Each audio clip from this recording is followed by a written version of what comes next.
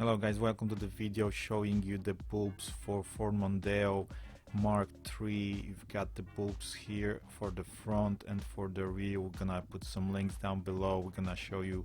We can be wrong, so please bear with us and help us, if we're wrong with some of them. We had a customer with the bulbs. We replaced almost all the bulbs on the car, so hopefully everything is correct here.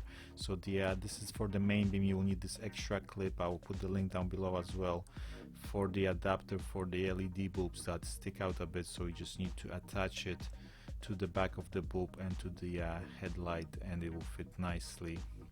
And you've got H7 as well for the deep beam, H8 for fog lights, and the H1, like I said, for the main beam. So you can see the beam pattern is really bright, really nice, strong white light, very far visibility, and good nice beam pattern. This is for the main beam as well.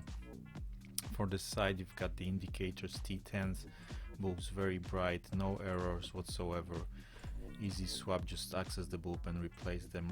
Reversing bulbs, the rear white reversing also look very bright, very nice. This is for rear indicators,